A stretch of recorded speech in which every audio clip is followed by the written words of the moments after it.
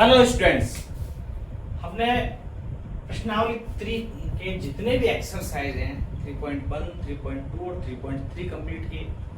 अब इसका एक 3.4 भी था जो अभी आपके फिलहाल सिलेबस में नहीं है, लेकिन उसका कुछ छोटा सा पॉइंट दे रखा है। अपन एक बार व्युत्क्रमणीय आव्यूह छोटे से में दे रखा है, इसको केवल इतना ही पढ़ रहे हैं जितना आपकी सिलेबस में है। एनसीईआरटी में बहुत कुछ काट दिया गया है, कई स्टेट बोर्ड में तो ये पूरा 3.4 है, किसी किसी में नहीं है। जैसे बिहार बोर्ड में पूरा 3.4 है, बाकी कई स्टेट्स में। अपने राजस्थान की बात करें तो यहाँ राजस्थान में नहीं है, तो मैं राजस्थान की एनसीईआरटी बोर्ड सिलेबस के हिसाब से पढ़ा रहा हूँ। ठीक है, तो व्युत्क्रमणीय आव्यूह इन्वर्टेबल मैट्रिक्स, ये क्या होता है भाई? इन्वर्टेबल, जैसे अपन इसको कैसे समझेंगे, किसी भी संख्या का व्युत्क्रमण क्या होता है? जैसे 2/3 है, कोई पूछे इसका व्युत्क्रम बताओ, तो हम बोलेंगे भैया 3/2। क्यों? इसका उल्टा है, आंसर और उल्टे हो गए। और एक बात और कैसे पता चलती है व्युत्क्रम की, कि दोनों का जो मल्टीपल है हमेशा 1 आता है। 3 से 3 कटा, 2 से 2 कटा, 1 आएगा। कोई भी व्युत्क्रम संख्या, मान लो कोई पूछ ले भैया 5, ये 2/3 थी, आपने व्युत्क्रम आपस में आसानी से बता दिया। कोई पूछे 5 का व्युत्क्रम बताओ, इनवर्स बताओ फिर 5 का, तो हमें पता है इनका गुणनफल 1 आना चाहिए, तो 1/5, 5 से 5 कटेगा। ऐसी दो संख्याएं जिनका आपस में गुणनफल 1 आ जाए वो व्युत्क्रम होते हैं एक दूसरे का। ये मतलब, तो सेम मैट्रिक्स में ऐसा होता है। मैट्रिक्स में मतलब दो ऐसी मैट्रिक्स जिनका गुणनफल उनको मल्टीप्लाई करें तो 1 आ जाए। अब यहाँ 1 क्या चीज है? आइडेंटिटी मैट्रिक्स है। आइडेंटिटी जो मैट्रिक्स तत्समक आव्यूह जो है वो आपका 1 का तरह काम करता है। जैसे 0 की तरह कौन काम करता है? बोलो 0, तो 0 मैट्रिक्स 0 0 0 0। 0 अकेले नहीं लिख सकते, यदि 0 लिखना पड़ेगा इसका मतलब 0 मैट्रिक्स के फॉर्म में लिखें। अब यदि किसी ने बोला 1, तो 1 को लिखो भाई मैट्रिक्स के फॉर्म में, तो 1 0 0 1, ये मैट्रिक्स के फॉर्म में है। इसी को अपन आइडेंटिटी मैट्रिक्स या तत्समक आव्यूह कहते हैं। तो जो व्युत्क्रमणीय आव्यूह है इसी से निकल के आएगा दो ऐसे आव्यूह जिनका व्युत्क्रम, जिनका गुणनफल बना जाए, अर्थात ए और ए इनवर्स। इनवर्स को लिखने का तरीका ऐसा होता है, बराबर आई हो ऐसे दो आव्यूह जिनका गुणनफल एक आइडेंटिटी मैट्रिक्स हो, वो दोनों एक दूसरे के व्युत्क्रमणीय आव्यूह कहलाते हैं। जैसे मान लो कोई हम कहें ए और बी, कोई ए है और बी है, पर इनका गुणनफल आई है, तो ए बी का व्युत्क्रम होगा, ए बी का व्युत्क्रम आव्यूह होगा। या फिर ऐसे बोल सकते हैं बी ए का व्युत्क्रम आव्यूह होगा।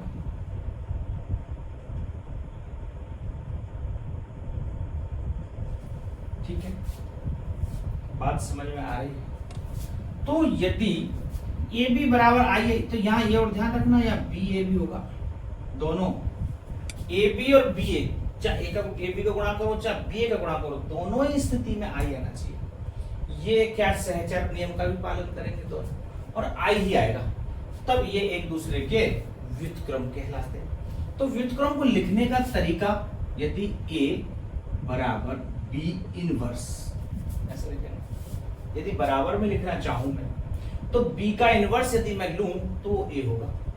या फिर ऐसे कह सकते हैं बी को लिखो भैया इनवर्स के रूप में, तो बी बराबर ए इनवर्स। क्यों? क्योंकि ए बी बराबर आई है हमारे पास। बस ये छोटी सी एक बात है, इस पर आधारित कुछ एक दो प्रमेय है, जिसमें से एक इंपॉर्टेंट प्रमेय है, अपन वो हल करेंगे पहले। बहुत ही इंपॉर्टेंट प्रमेय, तो एक पहले प्रमेय हल करते हैं, ये आपके समझ में आ जाए तो ये उतारे, है ना।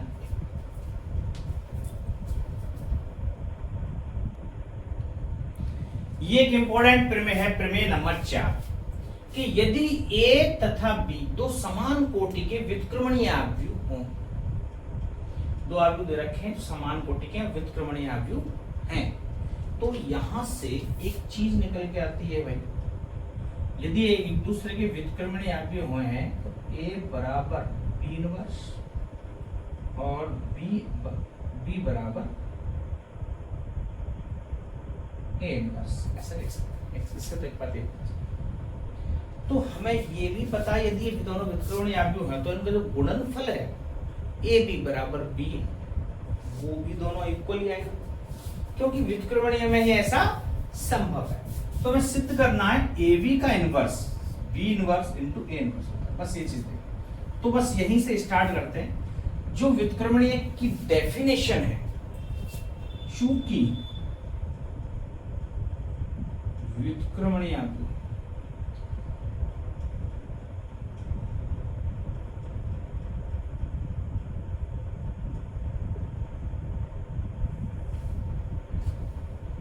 चूंकि व्युत्क्रमणीय आव्यूह हैं तो इसकी जो डेफिनेशन क्या कहती है भैया, AB और AB का इनवर्स दोनों का गुणनफल क्या होना चाहिए, I होना चाहिए।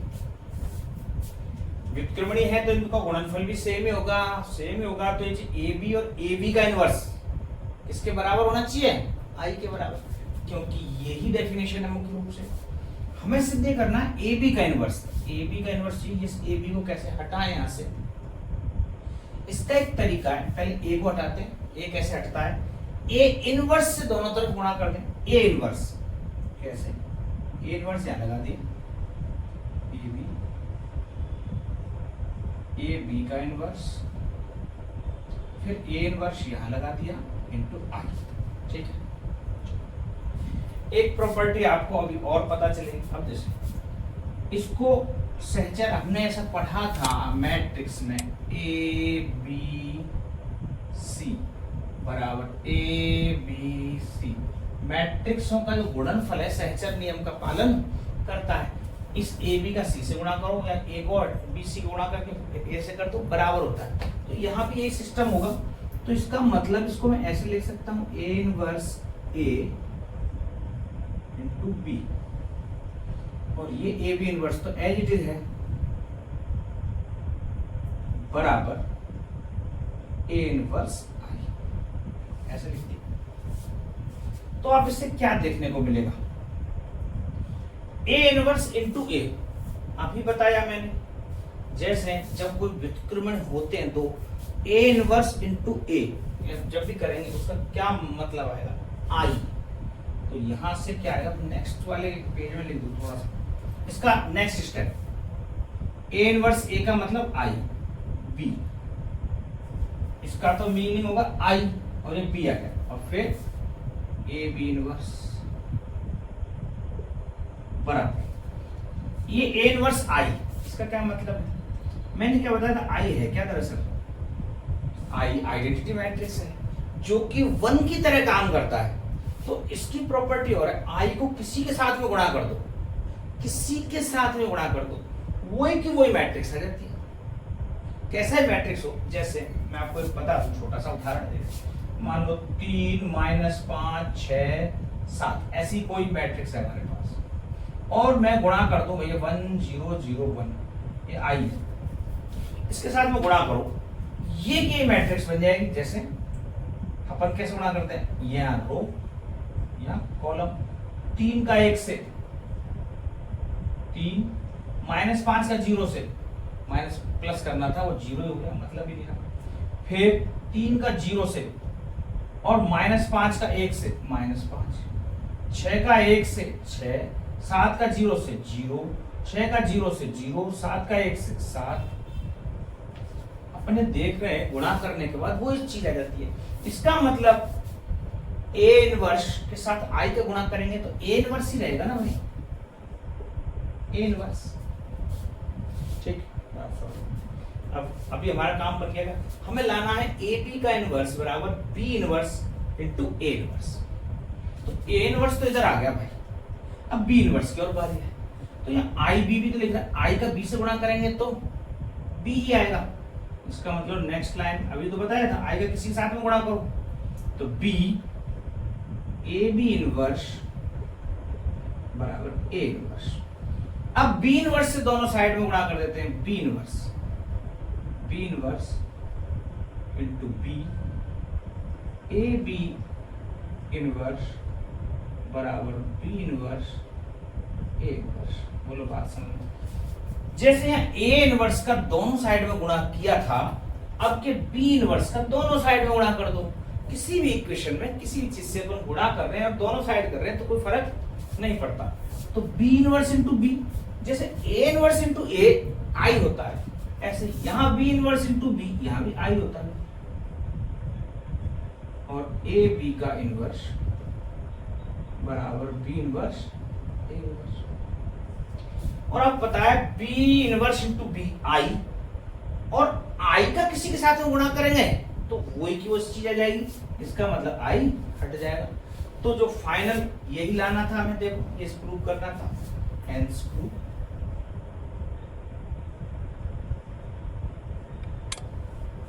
ठीक है, बात समझ आ रही।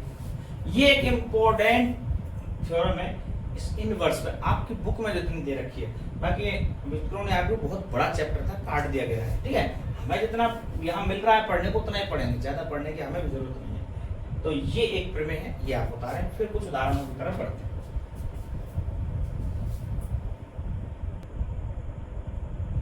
ये उदाहरण नंबर 23 में देखें, ये भी अच्छा उदाहरण है। यदि ए तथा बी दो समान कोटि के सममित अवयव हैं तो दर्शाइए कि ए बी सममित है। मतलब ए बी को दर्शाना भी ये सममित है। यदि और केवल यदि ए तथा बी क्रम विनिमय है, ये भी दे रखिए कि ए और बी क्रम विनिमय है। अर्थात क्रम विनिमय क्या होता है, ए बी और बी ए दोनों आपस में दोनों तरफ गुणा करो, ए बी करो चाहे बी ए करो, दोनों बराबर है, ये भी दे रखा है। तो अब सममित आ गया। हम इससे पहले इन्वर्टेबल पढ़ रहे थे, व्युत्क्रमणीय। इस उदाहरण में सममित आया तो गड़बड़ मत कर देना, डैश है। ठीक है, सममित का क्या मतलब होता है, ए और बी दोनों सममित है। इसका मतलब यह ए का मैं डैश निकालूं तो ए के बराबर आ जाएगा, ए इक्वेशन एक बना दो, ये फर्स्ट। बी का भी डैश निकालें तो बी के बराबर आ जाएगा, ऐसा कहा जा रहा है। ठीक है, ये दो चीज जो समान कोटि के सममित अवयव, तो इसके आधार पे मैंने दो बातें निकाली। तो दर्शाइए कि ए भी सममित है। चलो भैया, ए भी सममित है। यदि हमें किसी को सममित चेक करना हो कि सममित है कि नहीं, इसका मतलब उसका डैश निकालना। और ए बी का डैश होता क्या है, फॉर्मूले के हिसाब से होता है बी डैश इंटू ए डैश, ये होता है। यदि ए बी का डैश ए बी के बराबर ही आ रहा है तो ये सममित है। जैसे ए डैश ए के बराबर आ रहा है तो ये सममित है, दे रखा है। बी डैश बी के बराबर आ रहा है क्योंकि सममित है, क्योंकि दिया हुआ है। वो ये सिद्ध करवा रहा है भैया ए बी भी सममित है। इसका मतलब ए बी का मैं डैश निकालूं और ए बी के बराबर ही आ जाए। लेकिन इसका डैश तो बी डैश ए डैश के बराबर होता है। लेकिन समीकरण 1 व 2 में क्या स्थिति है, बी डैश का मान तो बी है। समीकरण 1 व 2 से इसके अकॉर्डिंग अपन जो देख रहे हैं ए बी डैश, यहाँ बी डैश तो बी के बराबर है तो यहाँ बी लिख देता हूं, और ए डैश ए के बराबर है तो यहाँ ए लिख देते हैं, बी आएगा। ए बी का डैश हमारे इन समीकरणों के हिसाब से बी ए बन रहा है। जबकि दे रखा है कि ए बी और बी ए तो क्रम विनिमय है, ऐसा दिया हुआ है कि ए बी बराबर बी ए, ऐसा दे रखा है। तो इस बी ए की जगह ए बी लिख सकते हैं ना नेक्स्ट लाइन में। तो इसका मतलब ए बी का डैश बराबर ए बी, क्योंकि बी ए और ए बी तो बराबर है और ये बी ए के बराबर आ गया तो इस बी ए को ए बी लिखा जा सकता है। यही चीज हमें प्रूव करनी थी। यदि ये सममित है तो इसका जो डैश निकालेंगे वो खुद के बराबर आ जाए। अतः हम कह सकते हैं कि ए बी सममित। चूंकि ए बी का डैश बराबर ए बी, अतः ए बी सममित है। बस इतनी सी बात। ठीक है, अच्छा उदाहरण है, लेकिन ये क्या है, छोटी छोटी चीजों में कहीं अपन गलती करना कर दें, ये इसलिए, बाकी कठिन नहीं है इसमें कुछ भी। ठीक है, समझ आ रहा है, उतार, बहुत बढ़िया।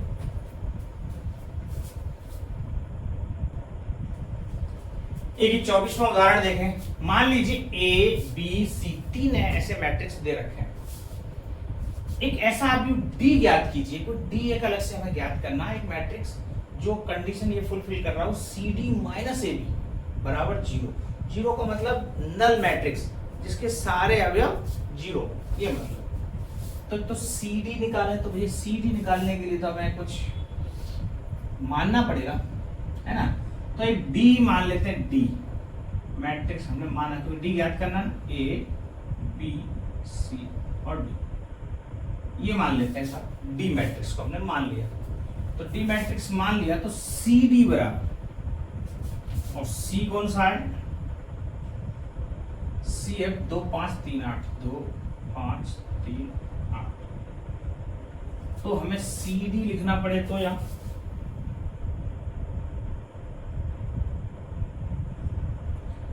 इसके तो रो काम करेंगे और इसके कॉलम काम करेंगे, कॉलम से बढ़ा। तो 2 का ए से 2a प्लस 5c,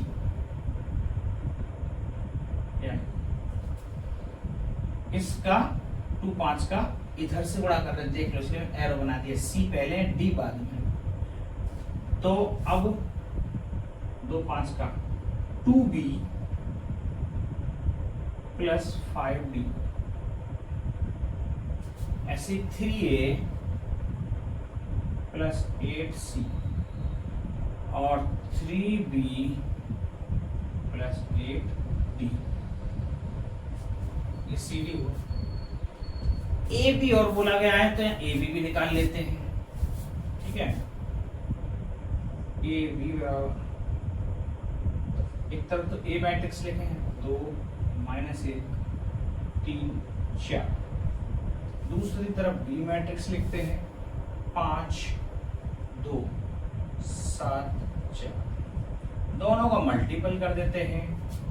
तो यहां से रो लेंगे, 2 पंजे 10, -1 का 7 से गुणा -7, 2 दूनी 4, -1 का 4 से गुणा -4,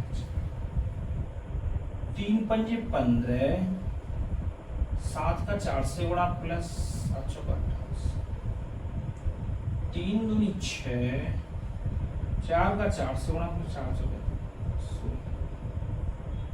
फाइनल टच दें तो 10 में से 7 गए तो 3 0, 28 और 15, 28 और 15 हो जाएंगे 8 5 33 और 10 43 43, और यहाँ 16 है, 16 और 6 22, ऐसा कुछ आ रहा है, ठीक है। 2 पंजे 10 -7, 2 दूनी 4 -4, 3 पंजे 15, 4 28, ठीक है। 3 दूनी 6 और 4 चौके 16, बिल्कुल सही, ठीक है। ये ए भी हो गया। हमें क्या चाहिए था, ये सी डी तो ये ना, अब इसको फॉलो कर रहे हैं सी, ये कंडीशन दे रखी है, 2a plus 5c 2b plus 5d 3a plus 8c 3b plus 8d माइनस ए बी है 30 43 22 बराबर जीरो मैट्रिक्स, नल मैट्रिक्स। तो यहाँ 0 0 0 और 0 ऐसे। तो इनसे कुछ समीकरण बन के आएंगे, इसमें से 3 घटाएं बराबर 0, ये होना चाहिए। तो यहीं से कुछ समीकरण क्रिएट होंगे, देखो 2a प्लस 5c माइनस 3 बराबर 0, ए और सी का एक समीकरण हो जाएगा, ये इक्वेशन नंबर फर्स्ट। और ए और सी का कहां पे है, इसको बनाता हूं ताकि आसानी से हल कर लें। तो 3a प्लस 8c माइनस का 43 बराबर 0, समीकरण नंबर। ए और सी यहां से प्राप्त हो जाएंगे, बी और डी इसमें से प्राप्त हो जाएंगे। देखो 2b प्लस 5d माइनस 0 और बराबर 0, इसका मतलब है बराबर 0 आ जाएगा। तो बराबर 0 आ गया तो 2b की वैल्यू 5d होगी, 2b की वैल्यू 5d होगी। लेकिन छोड़ो, ऐसे रख देते हैं। समीकरण नंबर 3, यहाँ 3b प्लस 8d माइनस 22 बराबर 0 समीकरण नंबर 4। अब जरा इनको हल देखो कैसे करेंगे। ये अपन 10वीं को अच्छी तरह से पढ़ा है, इन दोनों को सेम बनाना है।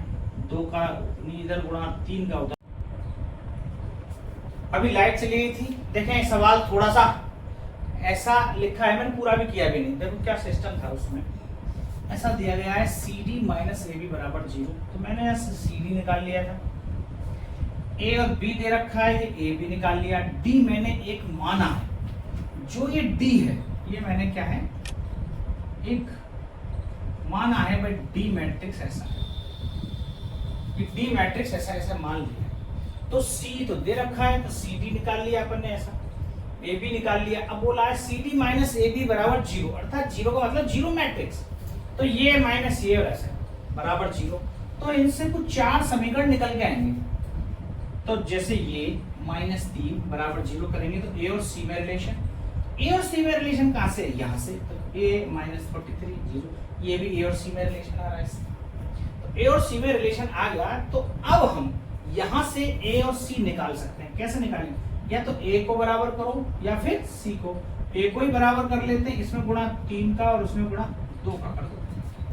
3 का गुणा करें ऊपर तो 6A प्लस 3 पंजे 15C माइनस 3 3 9 बराबर 0। 2 का इधर गुणा करें 6A 8 दूनी 16C माइनस 43 दूना 86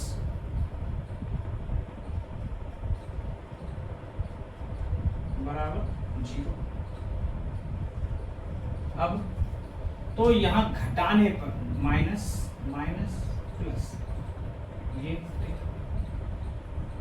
माइनस के 16 में से 15 जाएंगे तो माइनस का C बचेगा, प्लस के 86 में से 9 गए तो 77 और 9 86 होंगे, प्लस का 77 बराबर 0।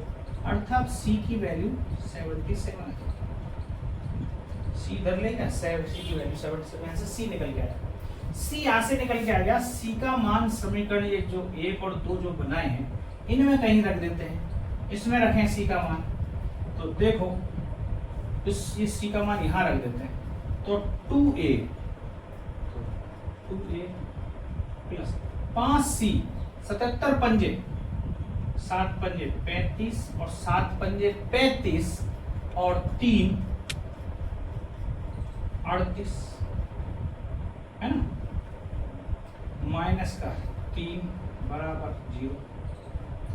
तो यहां से 2A आएगा निकल के, इसको मैं यहां ले रहा हूं।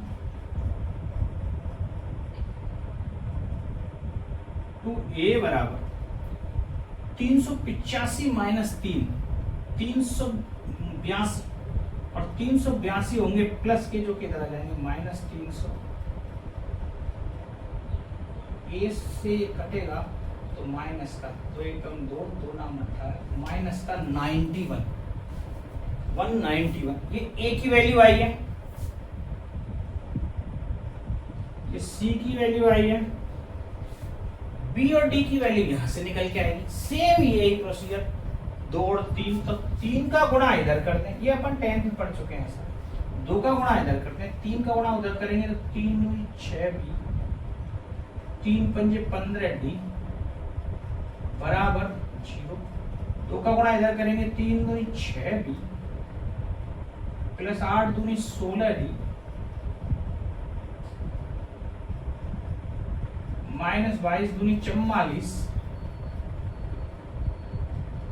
बराबर 0। तो घटाएंगे क्या स्थिति बनेगी, माइनस माइनस प्लस, ये माइनस के 16 में से 15 गए तो माइनस कर दी बराबर प्लस का 40 इधर आ रहा है तो उधर जाएगा तो माइनस का 44, अर्थात D की वैल्यू 44। यहां से डी आ गया साहब, डी आ गया, ये आ गया। अब जब बी तो आसानी से 2b प्लस 5d है, तो 2b प्लस 5d, 4 पंजे 20, 40 पंजे 20 और 4 पंजे 20, तो 420 रुपए, 5 चौके 20, 220, 4 पंजे 20 की 0, 4 पंजे 20 दो बाई 220 बराबर 0। तो यहाँ से b की वैल्यू निकल के सामने आ जाएगी 110, तो ये 2 का भाग लग जाएगा, 2 से डिवाइड जाएगा 110, माइनस का d कहां से आया, ये आ गया। ए बी सी डी हमने आसानी से निकाल लिया। थोड़ा सा मैंने यहाँ जगह कम की वजह से ऐसी घसड़ पट्टी की है, बाकी ऐसी चीज नहीं कि आपको समझना है, कुछ नई बात बता रहा हूँ, तब तो मैं सोचूंगा थोड़ा सा इसको अच्छे से ढंग से लिखूं। ये अपन वही इक्वेशंस हैं जिनमें से ऐसे मान निकालते हैं। ए बी सी डी के जो मान आए हैं वो उठा के डी में रख दे। ये डी जो मैंने डी माना है वो क्या आ जाएगा, ए कितना है वैल्यू देखो, माइनस का 91, माइनस का 190, बड़ी वैल्यू है। बी माइनस का 110, माइनस का 110। सी 77, डी 44। यदि ये डी मैट्रिक्स ये होगा तो इस शर्त को फुलफिल करेगा। आपके जो एग्जाम्पल नंबर 24 है, यहीं तक आपके विविध प्रश्नमाला के उदाहरण है। इसके बाद विविध प्रश्नमाला के कुछ क्वेश्चन नेक्स्ट क्लास में। आज तक के लिए इतना ही, धन्यवाद।